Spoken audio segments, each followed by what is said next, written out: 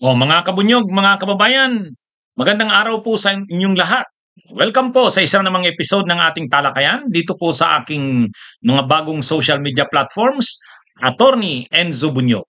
At saka po sa Meta or sa Facebook page, Informador. Ito pong bago kong mga social media pages na to. Kung hindi pa po kayo nakasubscribe sa Attorney Enzo Bunyog at kung hindi pa kayo nakafollow sa Informador Meta page or Facebook page, paki-follow na po sa Facebook at ki-subscribe na sa YouTube. Dito, tatlong topics dinidiscuss ko. Kaya medyo magandang talakayan natin dito, mahaba-haba. Kaya sa mga avid na followers natin, avid viewers natin, tungkilikin po ninyo itong bago kong social media platforms. Ngayon, may tatlo akong topics na naka-line up. Ang una, mayroon daw nakuhang information ang AFP at ang PNP na posibleng i-infiltrate.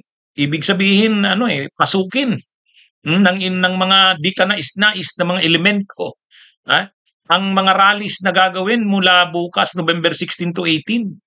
Yan ang ayon mismo kay yan mismo ayon mismo yan kay AFP Chief of Staff Romeo Browner Jr. Mayroon daw silang reliable information. Anyway, mamaya pag-usapan natin yan.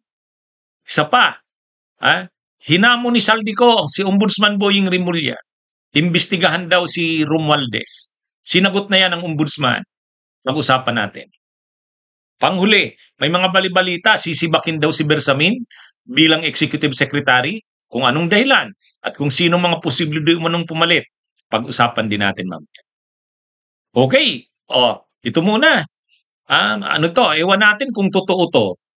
Pero galing to sa AFP kay Chief of Staff mismo ng AFP, ng Armed Forces of the Philippines, si AFP Chief of Staff Romeo Browner. Ayon sa kanya, mayroon silang information na nakuha na may mga planong mag-infiltrate. Ibig sabihin, papasukin ang mga rallies na gagawin ng yung inorganize ng INC, Iglesia ni Cristo, sa Luneta. At saka yung inorganize ng United People's Initiative, mga pro-Duterte groups ito, at sasamahan daw ng JIL, Jesus is Lord, at ng KOJC. Ayon kay AFP Chief of Staff Romeo Browner Jr., mayroon silang nakuhang information, bagamat unverified. Pero nakarating na rin daw ito sa PNP na mayroong mga grupo o mga personahe na nagpaplanong i-infiltrate o pasukin. Hindi sila kasama dun sa magrarally, pero papasok sila doon, i-infiltrate nila para manggulo. Yan yung sabi ni AFP Chief of Staff posible nga daw may plano na maghagis ng granada. Ganun ganun yung sinabi ni AFP Chief of Staff Browner. Bagamat nga hindi verified, pero winawarning nga ni AFP Chief of Staff Romeo Browner Jr. ang mga organizers ng nasabing mga rallies na ipulis ang sarili nilang ranks. Ang ibig sabihin, i-marshal nila. Huwag silang magpapasok. Ang problema diyan, paano mo kukontrolin yung ganyang unang-una, Luneta yan. Kaya mo bang kontrolin ang mga papasok sa hanay nyo? Kaya medyo imposible naman yung sinasabi ni AFP Chief of Staff Browner. Pero ang sinasabi niya lang, mag-ingat. Kasi posible daw na may mag-create ng mga kaguluhan. At itong mga kaguluhan daw na ito ay posibleng isisi sa gobyerno. Posibleng sabihin na ito'y kagagawa ng gobyerno para isisi ito sa gobyerno. Pero hindi naman daw. Anyway, medyo talaga inaabangan itong mga rallies na itong gagawin kasi unang-una maraming grupo ang nag-organize yung mga sekta ng relihiyon. Siyempre ang Iglesia ni Cristo, subok naman na yan. Kaya talaga nilang mag-mobilize ng malaking bilang ng tao. Talagang pag sinabi nilang rally tayo, mga miyembro nila, mga kapatid sa iglesia, talagang kaya nila yan. Kaya ito mga kabunyog, mga kababayan, ito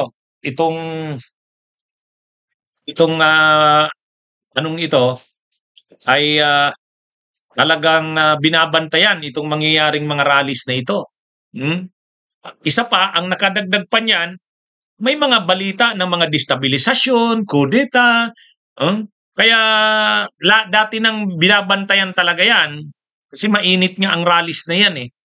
Kasi may mga kumpirmado na mga gumagalaw para mag-create ng destabilisasyon at saka ng mga mayroon nga mga kudeta daw o kaya withdrawal ng military support. Kinumpirma yan mismo ng mga autoridad. At malala pa kasi ngayong linggo lumabas yung ano, yung mga video ni Saldico, lalong nagpainit ng sitwasyon 'yan. At siyempre, ginagamit 'yan ng kampo ng mga DDS, ginagamit 'yan ng ano, ng mga organizers din ng rally para dumami ang umattend. Siyempre, gagalitin ang mga tao. Oo. Tapos yung mga military, ginagalit din na mag-withdraw ng support. Kaya sa ngayon, nag-adjust ng mga nag-adjust ng mga security measures ang gobyerno kasi mainit ang sitwasyon. Lalo pa dito nga sa mga video na ito ni Saldico, nagagamitin sigurado. Kaya nga, ayon nga kay former Secretary Ronald Llamas, hindi hindi hindi imposible na linabas yung na yan, mga videos na yan ni Saldico, timing dito sa mga rallies na gaganapin mula bukas, November 16 to 18. Kumbaga, ang purpose talaga ay ang timing, itinaon para magamit na propaganda. Kasi siyempre, gagamitin niyang propaganda para siraan ang administrasyon, lalo na si PBBM at saka si Lamartin Romualdez. Yun talaga yung pinupunterya dyan eh. At para magalit ang mga tao. Yan na, actually, ang mga post ng mga DDS ngayon, lahat tungkol na dyan. Nagsabi na rin ang PDP Laban, sasama daw sila sa rally. Kumbaga magpapakitang pwersa ang mga DDS ngayon sa mga rallies na to. Wala namang pwersa ang DDS kung sila lang. Kaya lang yung Iglesia ni Cristo yung ginagamit nila dyan. Saka yung GIL, Jesus is Lord ni Villanueva. Saka yung KOJC ni Kibuloy. Kumbaga, taya bato na ito, all in na nga ito. Pero nagwa-warning ang AFP at saka ang PNP, mag-ingat, ipulis ang ranks. Ibig sabihin, bantayan na wag silang mapasok kasi may mga information nga daw na may mga papasok, mag-i-infiltrate. Delikado yan. Nakakaano yung mga actually, yung mga rallies na ino-organize ng mga leftist, progresibong grupo, simbahan, civil society, mga kabataan, yun, yung mga rallies laban sa korupsyon, sa November 30 pa yun. Ayun, walang problema doon, hindi magulo yun. Pero itong mga rallies na gaganapin na ino-organize ng mga DDS, medyo hindi lagi kasing nandyan yung banta na magkakaroon ng kaguluhan eh. Kaya nagwa-warning nga ang AFP at ang PNP.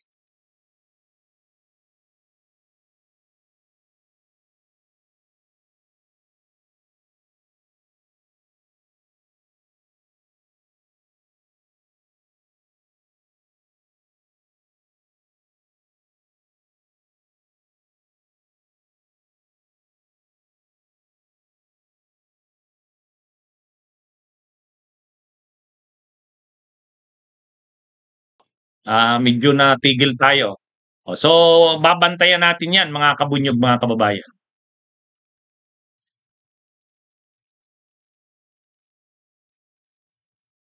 Ito, hinamon ni Saldico ang ombudsman, si Boying Rimulya. Ay alam naman natin na si Boying Rimulya, si Ombudsman Boying, fratmate yan, magka-frat. Sa UP Law kasi pareho sila. Si Boying Rimulya at saka si Martin Romualdez, pareho yan, graduate ng UP College of Law. Mga mga member ng fraternity nila. Isang fraternity sila, hindi ko lang alam anong fraternity, Upsilon ba yan o ano. Sila, mag-prad sa fraternity. Kilalang fraternity yan. At yung mga fraternity kasi na yan, lalo na yung UP, Ateneo, pag sinabi mong fraternity, talagang matindi ang pagsasamahan yan. Tulad din kay Duterte sa San Beda, may fraternity rin sila. 'Di ba si Media Aldia, kabrad niya yata yan, si Aguirre, ganyan sila eh. Ngayon, ang sinasabi ni Saldico, iniintriga si Boying Rimulya, na parang hinahamon niya, Ombudsman Boying, patunayan mo na hindi mo kinakampihan ang ang Kafrat mo na si ano, na si dating Speaker Martin Romualdez. O may mga ebidensya akong ilalabas. O may mga ebidensya ako laban sa kanya. O imbestigahan mo, kasuhan mo. Sabi ni ano, kumbaga yun ang hamon ni ano, ang hamon ni Saldico na siya may mga ebidensya siya kay Martin Romualdez. So nakay Saldico ngayon, nakay Buying Rimulya kung kaya niyang kasuhan. Ay ano niya yan brad niya yan. Ha? Brad niya yan sa fraternity. Kaya parang walang tiwala si Saldico na magagawa yan ni Buying. Pero nagpalabas ng statement ngayon ng ombudsman. Ang statement ng ombudsman, siyempre hindi naman si Buying ang nakapirma. Pero yung laman ng statement, ah, ito na yung kumbaga sagot ng ombudsman kasi hinahamon nga ito. Ganito yung laman ng statement. Public statement, ombudsman, for immediate release November 15, 2025. Ito yung sagot. Ito yung sagot ng ombudsman sa hamon ni Saldico. Sa bawat seryosong investigasyon, may tamang daloy. Ang mga testigo ay lumalapit, nagsusumiti ng salaysay, dumadaan sa masusing verifikasyon. Mabagal man ito minsan, ito ang tanging paraan para masigurong ang hustisya ay matibay, hindi haka-haka. Pero pinili ni Ginoong Saldico na umiwas sa prosesong ito. Sa halip na magsalaysay sa tanggapan, inilalabas niya ang kanyang komento o kwento sa mga video at social media. Dahil dito, kailangan naming huminto at suriin ang bawat sinabi. Dahil lahat ng testigo, walang special, ay dumadaan sa pare-parehong pagsusuri. Matagal nang bukas ang pinto ng ombudsman sa kanya.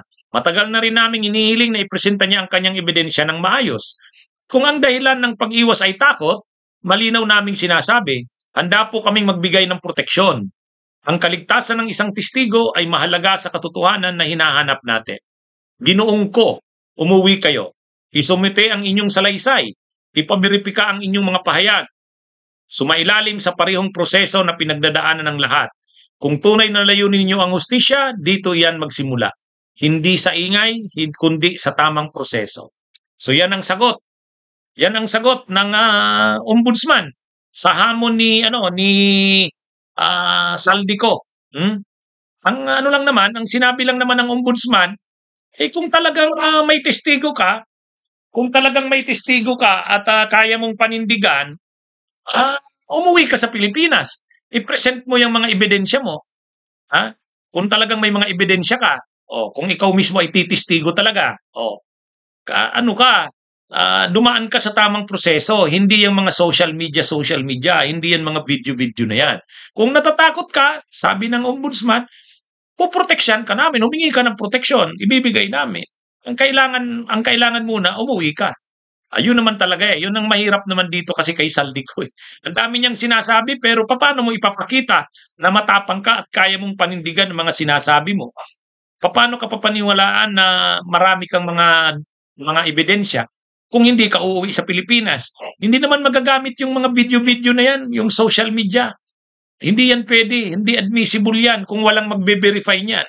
Pag nag-present ka ng video, pag nag-present ka ng mga pictures, may mga pictures siyang pinakita, yung mga maleta, hindi yan admissible. Magiging admissible lang yan, tatanggapin lang yan kung may magbe-verify niyan. Papatunayan, sinong kumuha ng mga pictures na yon? Ipe-present yon. Anong cellphone ang ginamit niya? Nandyan pa ba? I-check siyempre yan. Baka naman gawa-gawa lang yung picture na yon. Maraming dadaanan na proseso dyan. Kaya ang dapat gawin talaga ni Saldico, kung talagang desisyonado siya ng hustisya, mapanagot ang dapat managot, umuwi siya ng Pilipinas. Tama naman yung hamon ng ombudsman. Kaya lang linalagyan kasi ng intriga ni Saldico. Ang intrigang linalagay niya, hindi naman yan iimbestigahan ni Buying Rimulya si Romualdez kasi brad niya yan. Fraternity brad niya yan. Yan yung hamon ayan yung issue. Yan yung intriga ni Saldico. Pero tama naman yung sinabi ng ombudsman. Umuwi ka muna, tingnan muna natin Ipakita mo muna na desisyonado kang mag-testify at marami kang ang ebidensya. O sige, ipakita mo, umuwi ka muna sa Pilipinas. Yun ang basic. Mag-uwi muna sa Pilipinas. Yung iba pa, kumbaga, gagawin na yon. Umuwi muna siya. O ito, last nating topic. Sisibakin na daw ba si Bersamin? Ang sabi, sisibakin na si Bersamin eh. May mga kumakalat na bali-balita. Ano daw? Itong si Bersamin kasi naging kontrobersyal nitong nakaraang mga araw. Unang-una, nadadawit siya sa flood control scandal. Yung mga iskandalo sa flood control, nung unang nag-appear, nung September 25 pa, itong si dating DPWH Yusek Roberto Bernardo, binanggit niya na nakipag-usap sa kanya si Yusek Olaybar. Yusek yan ng DepEd. Pero malapit yan kay Amina Pangandaman at saka kay yan nga sa office ng Executive Secretary. Itong si Yusek Olaybar. Nakipag-usap daw sa kanya, sabi ni Bernardo. Ang sabi ni Olaybar, mayroong 2.8 billion pesos na pondo galing sa Office of the Executive Secretary. Ang magda-download, ang maglalakad na ma-release yun, Office of the Executive Secretary. Di syempre si si Bersamin. Yun ay 2.8 billion. Kukunin sa unprogrammed funds.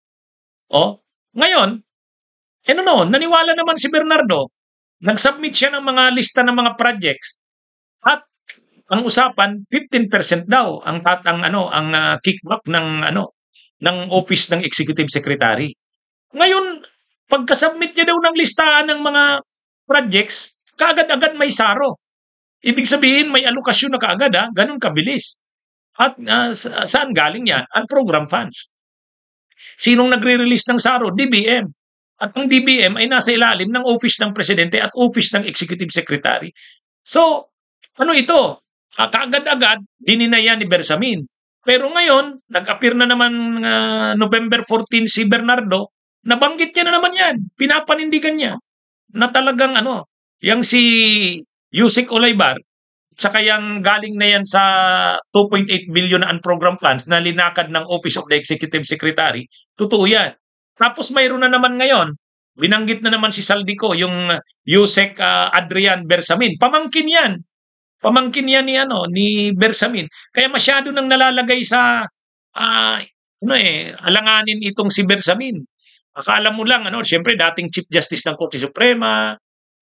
Akala mo lang hindi mai-involve sa mga korupsyon. Pero ito nababanggit ang pangalan niya. Kaya pinapanindigan ni dating DPWH Yusek Bernardo na totoo yung sinabi niya tungkol diyan.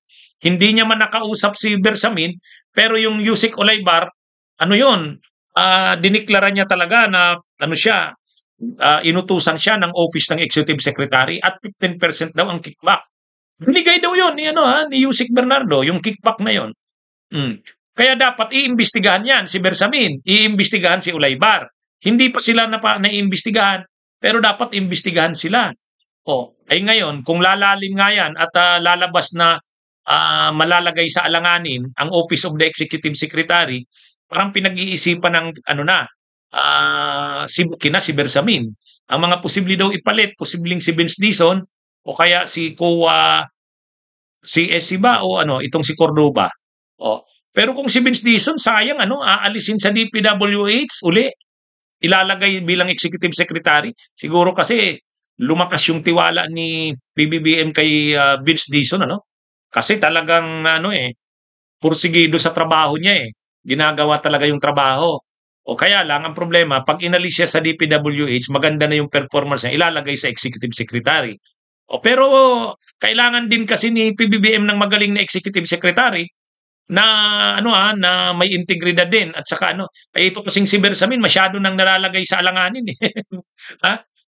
Kala mo Chief Justice ng dating Chief Justice ng Korte Suprema, walang hindi mai-involve sa mga anomalya. Ito ngayon. Kaya pinag-iisipan di umano, lumalabas yung balita na yan, sisibakin na si Bersamin. Dati na yung lumalabas. Mayroon din daw kasing banggaan yung grupo ng mga Rimulya. yung magkapatid na si Boying at saka si John Vic. Ay malakas kay PBBM yang si Boying at saka si John Vic. Malakas yan. Ay mukhang hindi raw magkasundo yan si mga Rimulya, sila Boying at saka itong si Bersamin. Kaya ano, yan daw yung isang dahilan na isa pa na posibleng sibakin na si Bersamin. Mas malakas daw ang Rimulya kay PBBM. O anyway, abangan na lang natin kung anong mangyayari nga dyan. Sigurado yan dito sa mga matinding mga iskandalo at saka mga issue na kinakaharap ngayon ng administrasyon, magkakaroon talaga yan ng sibakan. At kung ito ngang si Lucas Bersamin ay nalalagay sa alanganin, talagang tatanggalin yan kasi ang dami ng problemang nalalagay ang Malacanang sa alanganin, hindi na nila can't afford na silang mag pa ng ganyang ay lalo na kung isa lang na sa investigasyon si Bersamin at saka si Ulaybar. Dahil talagang yan hindi naman pwedeng hindi sila imbestigahan. Nabanggit yan nabanggit ni Bernardo, ni Yusek Bernardo. Kaya ipapatawag yan si Ulaybar sa si Bersamin sa ICI. O kaya sa Senado baka ipatawag din sila. Kaya yan. Kaya hindi nga malayo ito na posible ito na sa susunod na mga araw ay magkaroon ng sibakan. At posibleng si Bersamin ay mapalitan. Lalong lumalakas yang ugong-ugong na yan ngayon dahil sa mga issue ngayon. Yung tungkol sa pagkaka-involve ng Office ng Executive Secretary at saka yung kanyang pamangkin yung Yusek Adrian Bersamin. Yung Yusek Adrian Bersamin na yan, nabanggit na rin yan doon kay Tory yung sa issue ng yung pagbili ng mga firearms. 10,000 na units ba yan ng high-powered firearms? Yun din. Yusek Adrian Bersamin. Kaya controversial na yan pamangkin yan ni Bersamin. Okay, mga kabunyog, mga kabayan, magandang araw sa inyo lahat.